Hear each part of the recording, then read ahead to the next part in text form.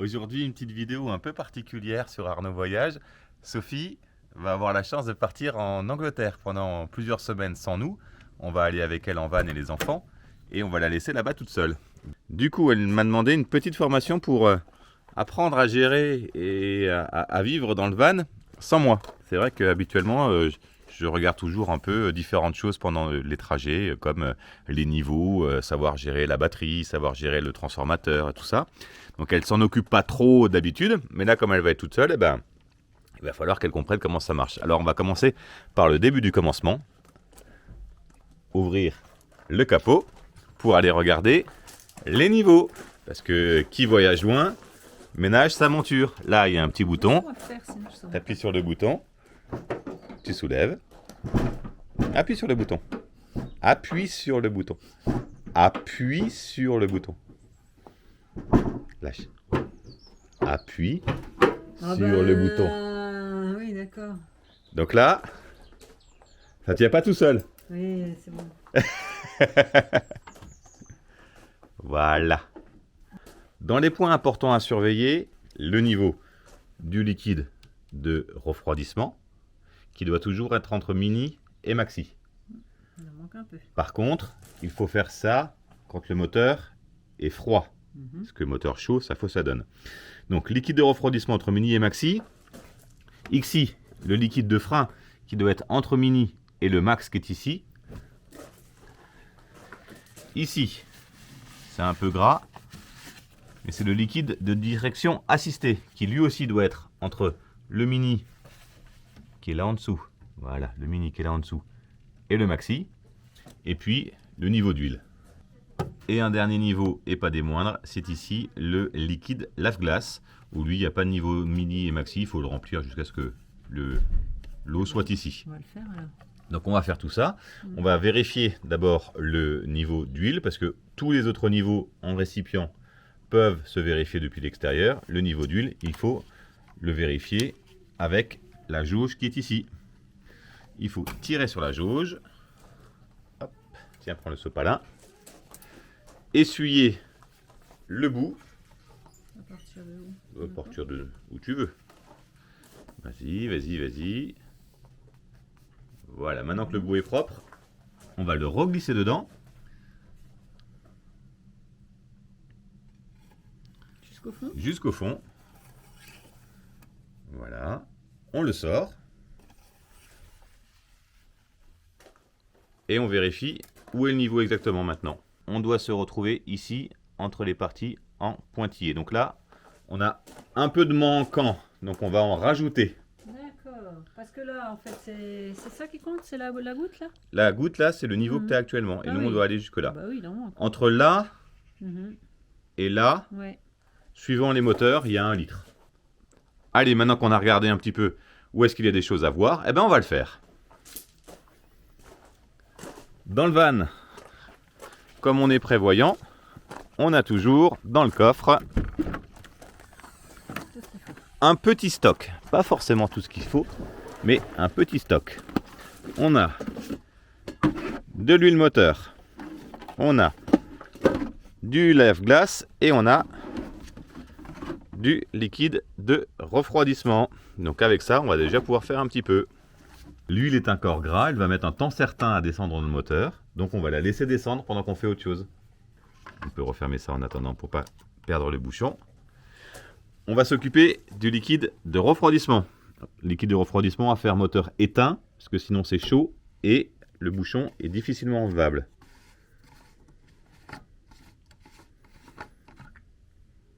Le liquide de refroidissement, c'est du liquide rouge. Toujours? Il est presque rouge là. Lequel? Ouais, alors regarde bien les deux écriteaux. Oui, oui, oui. Il y en a un, c'est pas du liquide de refroidissement. C'est ça. Sur le van, c'est du G12, c'est la référence. G12, c'est ce qui fait qu'il est un petit peu rosé. Ben dans ce bidon-là, il s'appellera G12. Donc tu en mets, Je vais jusqu'où? tu vas jusqu'à ce que tu sois entre les deux. Ah ouais. Plutôt limite plus du coup. Non, justement, entre les deux. Ah, On a souvent tendance à dire que il faut, on a souvent tendance à remplir jusqu'à la limite max, mais en fait, ce liquide, il bouge à l'intérieur en fonction de la température du moteur. Donc pour lui laisser de la place, on le met bien au milieu. C'est bien là? Voilà, là c'est très bien. Ok, je referme. Mhm.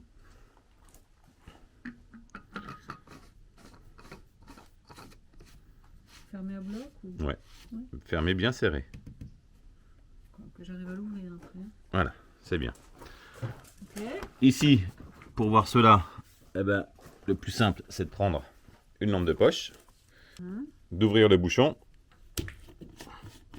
de mettre l'éclairage à l'intérieur de la lampe de poche, et ça permet de bien voir où est le niveau. Donc là, Bon, on voit le liquide, mais... ouais, on voit le liquide. Là, le niveau, il est bien, il est au niveau du max. Alors, rappelle-moi ce que c'est ça? Ça, c'est le logo frein. Frein, oui, d'accord. donc c'est le liquide de frein. D'accord. On fait ça? Autre niveau qu'il fallait voir, c'est le liquide de direction assistée. Et sur celui-là, on voit que quand on secoue le bidon, ça bouge au niveau du trait du haut. Le trait du bas, le trait du haut. Là, ça bouge au niveau du trait du haut. Donc là, on est bon, on n'a même pas besoin de l'ouvrir. Dernier niveau à faire, celui du lave-glace.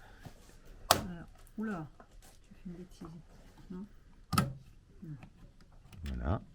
Et là, tu n'as plus qu'à verser dedans. Et comment on sait Là, il n'y a pas de... Il n'y a pas de niveau, c'est jusqu'à ce que ça t'arrive là au début du goulot.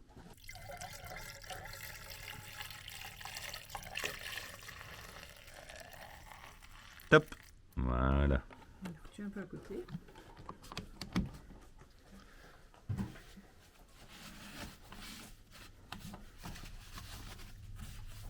Je pense que l'huile est descendue là. On va vérifier l'huile. Il n'y a pas besoin de tourner en fait, tu tires, c'est tout. C'est tout. Tourne-le dans le bon sens. Ah, bah là on est bien. Et là, on est bien. Tu vois, on est entre le haut et le bas. Pareil, l'huile moteur, c'est un liquide qui est en contact avec la chaleur. Du coup, si tu le fais quand ton moteur est allumé, la donne est faussée parce que le liquide se sera dilaté. Donc là, on a fait le tour du moteur pour savoir ce qui était important. Mais il n'y a pas que le moteur pour avancer. Il y a aussi Je peux fermer? les pneus. Oui, tu peux fermer. Je claque? Ouais. Ça y est. D'accord. Les pneus, il faut toujours vérifier qu'il n'y ait pas un gros trou, qu'ils soient bien gonflés. On ira chercher tout à l'heure le compresseur pour les gonfler avant de partir. Et normalement, tu ne devrais pas avoir de problème. Regarde bien l'état dans lequel ils sont là maintenant. Ils semblent cohérents. Ce qu'il faudra surveiller, c'est surtout ici que les voyants d'usure ne soient pas atteints. Mais là, les pneus sont bons et pareil ici, le voyant d'usure, il est pas mal. Les pneus sont bons pour l'hiver, ça ira. Tu as des pneus hiver à l'avant parce qu'il y a ce petit logo ici. Ce petit logo avec la montagne et l'étoile, là, ça veut dire que tu as des pneus hiver. Si jamais en Angleterre, il y a des endroits où tu as l'obligation d'avoir des pneus hiver, tu sais que devant, tu as des pneus hiver. Pas à l'arrière. Si tu regardes bien, il n'y a pas le petit logo de la montagne avec des étoiles. Pour le niveau d'air des pneus, pour savoir ce qu'il faut faire, dans la portière, ici, on a un petit hiéroglyphe avec le van et 4 cases. Une première ligne, si on est très chargé, donc quand on sera tous les 4 avec le chien et les bagages, et une deuxième ligne quand on est nettement moins chargé. C'est-à-dire que si on est très chargé, il faut mettre devant 3,5 barres de pression, derrière 3,2, et si tu es toute seule, pas trop chargé, 2,8 devant, 2,5 derrière. Okay. C'est pas la même chose devant et derrière. Oui. Donc 3,5, 3,2. On va déjà préparer le van comme si on allait être chargé comme des bourriquets. Voilà, on enlève le petit titi, on le met bien quelque part, on ne le perd pas dans les gravillons. On relâche, et là tout de suite, ça nous dit à combien on est. Donc là on est à 3,3. Et on avait dit qu'il fallait 3,8 je crois. 3,5 devant. Ah.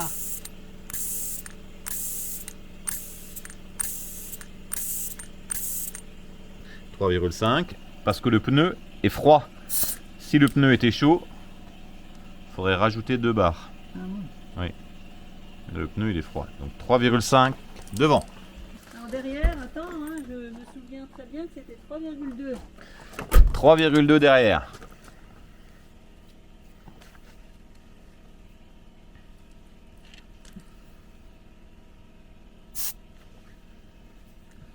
Et là, on est à... On est en dessous.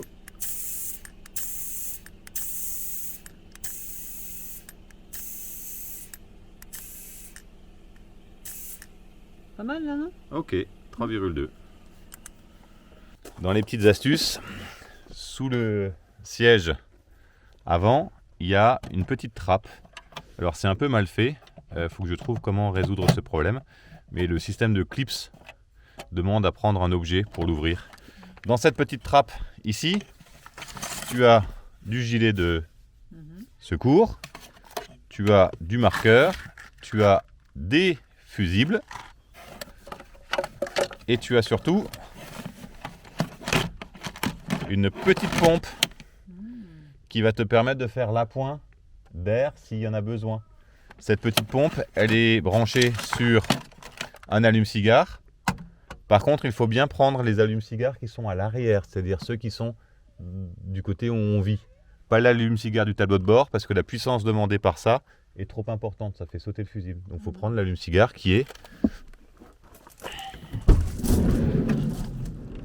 L'allume-cigare qui est juste là. Là derrière. Hein. Ou un de ceux qui sont dans le coffre. Voilà. Puisqu'on vient de parler des fusibles à l'instant, la boîte à fusibles, elle est cachée ici. Donc on est à côté du volant. Il y a une petite vis qui se défait.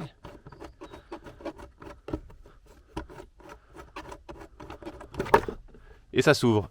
Et là, on se retrouve avec l'ensemble des fusibles du van. Si tu as besoin de savoir, mais ça je doute, quel fusible correspond à quoi, dans le manuel d'utilisation qu'on garde toujours dans le van, en allemand, il y a la référence. Ce qui est important à savoir, c'est qu'un fusible, quand tu en prends un, il y a toujours à l'intérieur un petit filament que tu devines là. Oui. Ça, c'est un fusible de 15 ampères parce que c'est marqué 15 dessus. Si ce fusible, avec le filament à l'intérieur, tu vois le filament éclater, ça veut dire que le fusible a sauté. Donc si tu roules et que par exemple en cours de route, tu n'as plus ou d'autoradio ou de lampe, enfin d'éclairage de la route, ou d'éclairage à l'intérieur, ou de voilà des choses comme ça, ben, ça peut être une des pannes. Il faut en prendre, regarder lequel, c'est-à-dire que c'est ce que tu cherches, et après tu regardes comment est le fusible. Si à l'intérieur, il y a encore le petit filament ou pas. Autre petite astuce, ici, sous le siège conducteur, il y a également une petite boîte à fusibles à l'intérieur. Et cette boîte à fusibles, elle va te donner le fusible du chauffage stationnaire, le fusible de la glacière et le fusible des éclairages de la zone de vie. À l'arrière, c'est le néon qui est là-bas par exemple. Là. Ça, comme c'est du confort, c'est pas lié au moteur, c'est sous le siège conducteur. Et ça, tu peux me redire à quoi ça sert? Alors ici, on est sur le panneau de contrôle de l'électrique de loisir. C'est-à-dire qu'ici, on a un premier bouton qui va donner l'indicateur du niveau de la batterie. On est à 13,8. C'est une batterie 12 volts, mais quand la batterie est à 12, c'est qu'elle est vide. Je sais, c'est un peu ubuesque comme situation, mais si elle est à 12, c'est qu'elle est plutôt faible. Donc quand elle est à 12,5, 13, 13,5, 13,8, voire 14, c'est qu'elle est bien pleine. Là, 13,8, elle est bien pleine. Et si elle n'est pas pleine, qu'est-ce que je fais? Eh ben, si elle n'est pas pleine, il faut rouler. Parce que cette batterie d'habitacle, elle va se recharger quand tu vas rouler, ou alors te mettre au soleil. D'accord. Et ça, il faut le laisser comment? Tu peux l'éteindre. C'est juste un indicateur. Juste pour vérifier. Ouais. D'accord. Et encore, tu n'as pas besoin de le vérifier tout le temps. Oui. Si une fois tu te rends compte que faible, si tu vois que tes éclairages à l'arrière ne s'allument plus, si tu vois que le chauffage stationnaire ne s'allume plus, tu regardes où ça en est. Et ça, il faut à peu près 2 heures d'autoroute pour que l'alternateur qui est à l'avant du moteur vienne recharger. Ou du soleil, mais je vais en Angleterre, donc t'oublies. Ou du soleil. Ici, tu n'as pas besoin de trop t'en préoccuper. C'est le contrôleur des panneaux solaires qui sont sur le toit. Tu vas avoir là des petites LED. Alors, j'ai plus tout par cœur, mais bulk, absorption et flotte, c'est des états de la batterie. C'est-à-dire que ça charge la batterie différemment. C'est-à-dire qu'il y a un état où ça va charger la batterie très fort pour qu'elle ait tout de suite de l'intensité. C'est en général en début du cycle de chargement. Puis après, un état où ça va charger plus lentement, mais avec un fort ampérage. Mais vraiment pour stabiliser, c'est pour remplir la batterie. Puis après, il y a un autre état, float, qui va permettre de stabiliser la batterie dans sa durée. Donc ça, t'as pas trop à t'en soucier. Ah bon. En fait, pour toi, ça va rien te dire. Ah bon. Voilà. Ah bah, on oublie. Quand tu vas descendre en journée ou le soir, tu vas avoir une LED bleue ou une LED bleue fixe ou une LED bleue qui va clignoter, qui va t'attirer l'œil, mais tu n'as rien à en faire. Automatiquement, le chargeur, dès qu'il n'y a plus de soleil, il se coupe et donc il n'apporte rien de plus à la batterie. D'accord. Voilà. Celui-ci, je vais te mettre un petit écriteau. Celui-ci, c'est l'interrupteur, le coupe-circuit du chauffage stationnaire. C'est-à-dire que le chauffage stationnaire, si tu veux le faire fonctionner, tu le mets sur on. Et quand tu l'auras mis sur on, on va faire le tour du van.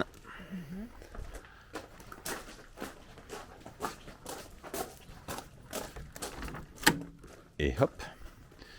Quand tu l'auras mis sur on, il y a le petit contrôleur qui s'est allumé. Le contrôleur, il va indiquer 000. Ça veut dire que là, le chauffage stationnaire, il est prêt à fonctionner. Ok. Pour le mettre en route, tu appuies sur le bouton Power qui est ici, ou le bouton Power Sur la télécommande. de la télécommande. Le bouton Power de la télécommande. La télécommande, elle est là. Tu fais toujours un premier appui pour que la télécommande se mette en lien avec le contrôleur. Là, ça dit que c'est en stand-by. Tu appuies franchement dessus. Stand-by devient on. On qui s'affiche aussi là-bas sur l'afficheur. Tu entends que sous le van, il y a une soufflerie qui se met en place. Oui. Cette soufflerie, elle indique également la montée en température de la résistance. Ça va durer une petite minute. Et au bout d'une petite minute de petite soufflerie, on va entendre le tac, tac, tac de la pompe. Et à partir du moment où le tac, tac, tac de la pompe se met en route, c'est que il va vraiment chauffer. D'accord. Et là, une fois qu'il va vraiment chauffer, il va faire un cycle où volontairement, il va monter très très fort en puissance de chauffe pendant une minute ou deux. Et après, il va se stabiliser à la température à laquelle tu veux. Alors attends, je reprends ma phrase parce que c'est pas à la température. En fait, ici, on règle la fréquence de la pompe. Et la fréquence de la pompe donne la puissance d'air pulsé. Plus la fréquence de la pompe est haute, plus ça va pulser de l'air chaud, plus ça va pulser beaucoup de débit, plus la fréquence de la pompe est basse, plus le débit est faible. Ça ne change rien à la température. L'air qui sort aura la même température. Seulement dans un cas de figure, il y a peu d'air qui va être pulsé par le ventilateur, et dans l'autre cas, il y a beaucoup d'air qui va être pulsé. Et tu disais qu'on ne pouvait pas rouler avec le chauffage.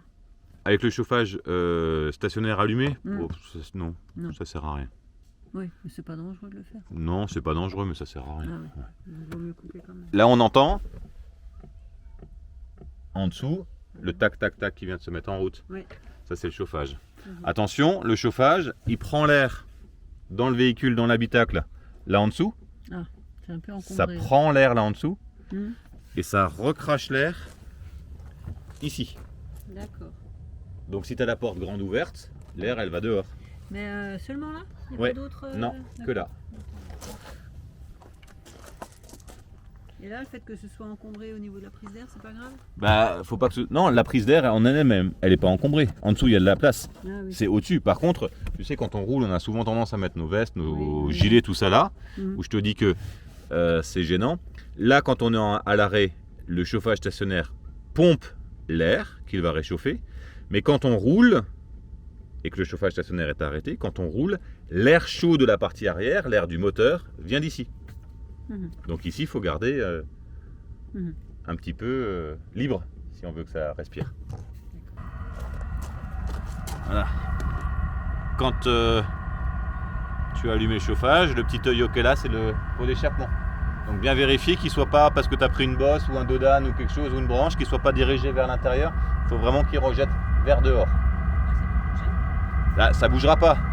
Mais si jamais tu prends une branche ou une bêtise, tu vois, de temps en temps quand tu passes. Il a déjà pris un ion, non? Ouais, mais ça c'est pas grave. Et pourquoi c'est important que ça sorte dehors? Parce que ça propulse les fumées d'échappement dehors. Si tu mets les fumées d'échappement sous le véhicule, il peut y avoir un petit bouchon qui se forme, un bouchon d'air chaud qui se forme, et les pots d'échappement peuvent ne pas partir. Tu vois là, on entend que ça monte en température et que ça souffle fort. Là, il y a de l'air chaud qui sort maintenant. Ah oui. Une fois que le corps de chauffe est bien chaud, il va baisser son régime tout seul et il va se mettre à la fréquence que toi tu lui as dit. Et je peux le laisser toute la nuit. À mon avis, tu auras trop chaud. Oui. On coupe? Allez, on coupe. Tu le prends? Tu coupes? Ouais. Donc un petit appui juste pour que la télécommande soit en liaison avec le contrôleur, et puis un appui franc.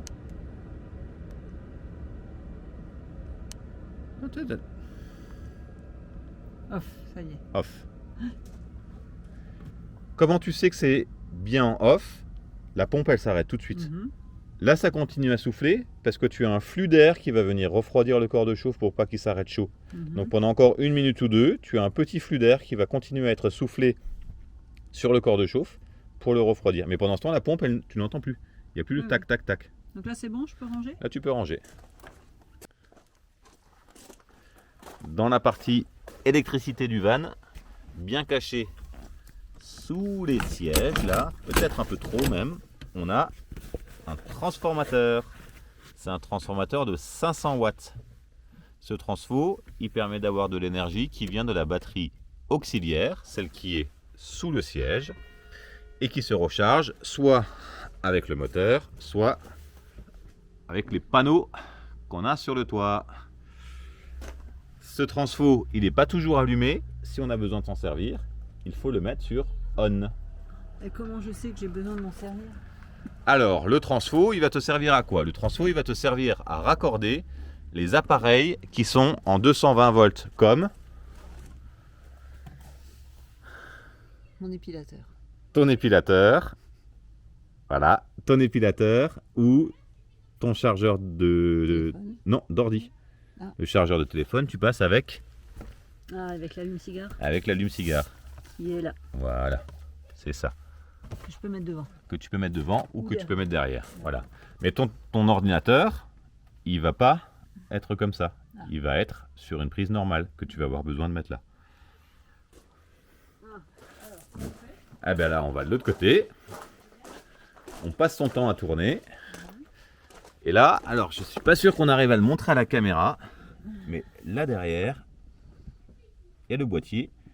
Et au milieu du boîtier, il y a un bouton. Le bouton par défaut, il est sur la position du milieu. On peut le mettre en position 1 ou en position 2.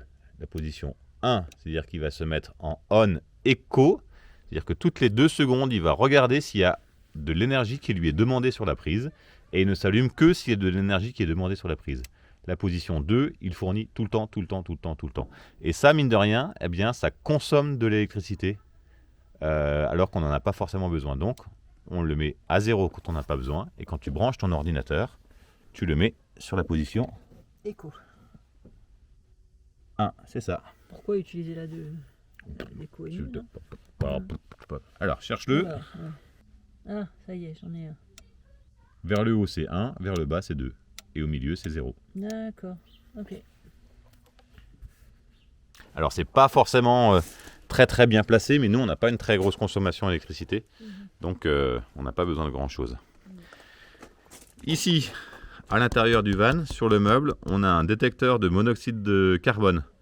Il n'y a rien à faire dessus. Par contre, s'il se met à sonner la nuit, c'est que potentiellement le chauffage stationnaire, il déconne et il envoie à l'intérieur du monoxyde de carbone. Il faut tout de suite arrêter le chauffage, ouvrir les portes, les fenêtres et sortir. C'est quoi, c'est une alarme? Oui, c'est une alarme. D'accord. Et ça, c'est tout le temps activé?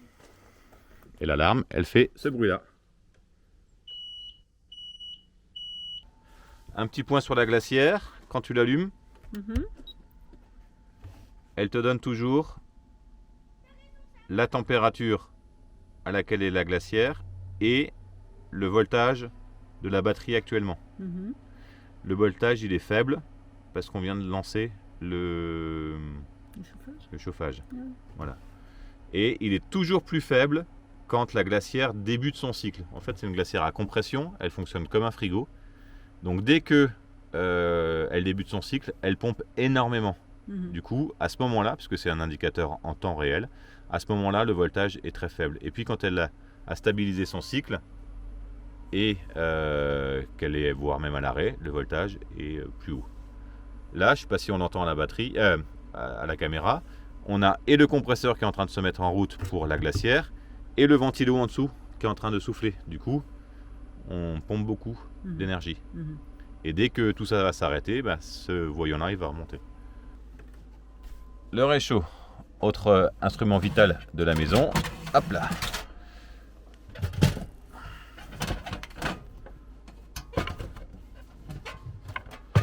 C'est donc un camping-gaz.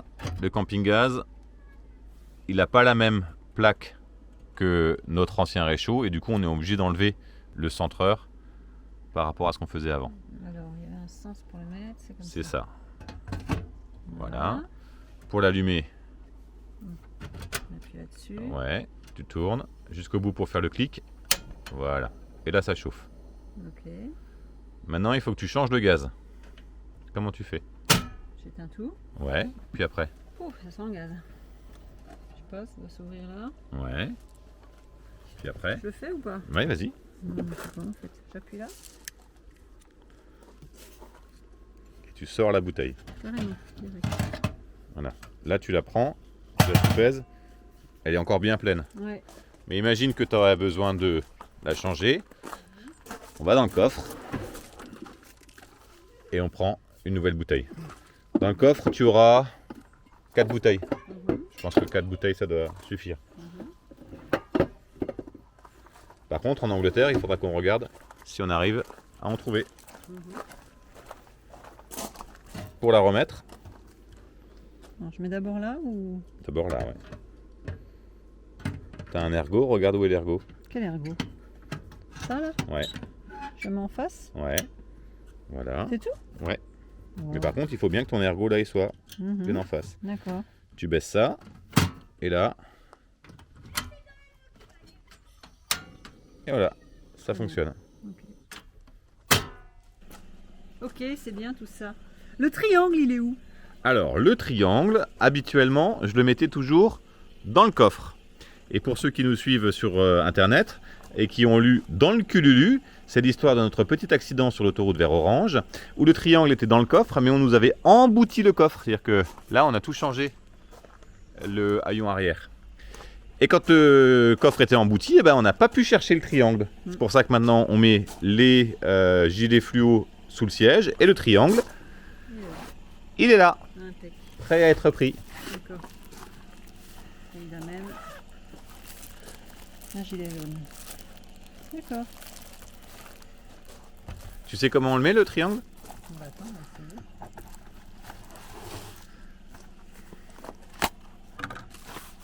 Bah, tu vois qu'il a déjà été souvent utilisé. Hein. Il est tout neuf celui-là. Mais oui, puisque la seule fois où on a eu un accident, on n'a pas pu l'utiliser. Ah oui.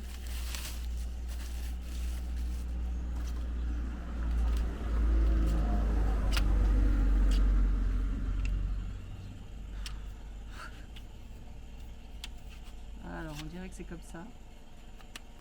On dirait que c'est comme ça. Et maintenant... Voilà. Tu as 4 petits bras de stabilisation. Tu en as aussi Ah, il y en a aussi devant. Ouais. devant. Voilà. Le triangle qui se met en général 50 mètres devant le véhicule si tu es en agglomération, 150 mètres. Bien avant. 150 mètres normalement si tu es sur autoroute. Donc beaucoup plus loin que ça. Voilà. Ok. C'est bon, tu as toutes les infos qu'il te faut?